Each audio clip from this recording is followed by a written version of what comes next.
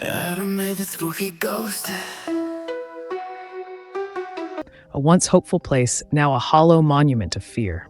The faint sound of chains scraping echoes through the eerie silence, while moonlight barely filters through grime-covered windows, casting long shadows across the dilapidated floors. A young woman, Lucy, stands at the entrance, flashlight in hand. Determined yet visibly nervous, she steps inside, whispering to herself, "Just a few more hours." As she walks, her flashlight flickers, and the old yellowed wallpaper peels away, revealing cracks in the walls. Strange symbols etched into the surface seem to shift when she isn't looking directly at them, making her pulse quicken, but she pushes forward. Lucy makes her way down a long corridor, her footsteps echoing in the hollow space. In a dark dormitory hall filled with rusted, disarrayed beds and scattered papers, she hears a faint whisper, almost imperceptible. The sound of her flashlight flickering again sends a chill down her spine. Then, a voice calls her name, Lucy. The whispers grow louder, becoming a chorus of voices, all calling to her. The air thickens with the unseen presence of something sinister. Despite the terror creeping up her spine, she convinces herself it's just the wind. But the voices only grow more persistent.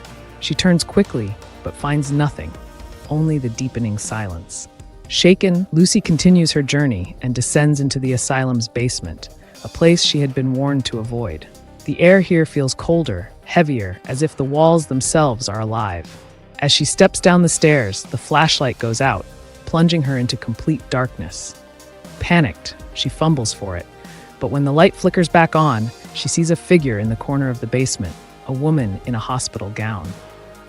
Her face is a grotesque mask of hollow eyes. The woman raises a trembling finger to her lips, whispering, "Shh!" They're still listening. Before Lucy can react, the woman vanishes, dissolving into the shadows. Lucy whispers in disbelief, What is this place?" The basement doors suddenly slam shut with violent force, trapping her inside. The walls come alive with guttural, tortured screams that seem to come from every direction. The voices scream her name, "Lucy, run." In panic, Lucy races through the dark hallways of the asylum, the screams now growing louder and more distorted, emanating from the very walls themselves.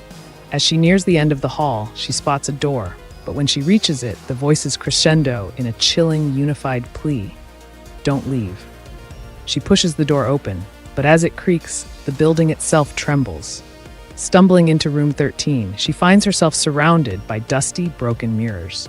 Each mirror reflects a version of Lucy that isn't quite her, distorted, twisted, as if trapped in an endless nightmare. Backing away, she breathes heavily, but before she can make sense of what's happening, a cold, low voice fills the room. "You're never leaving, Lucy."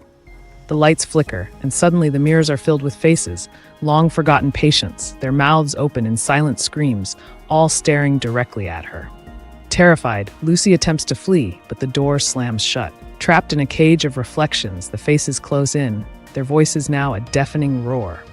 In the heart of Ravenswood Asylum, Lucy's scream is swallowed by the darkness. The walls, once a symbol of healing, now hold her in a permanent, twisted reflection.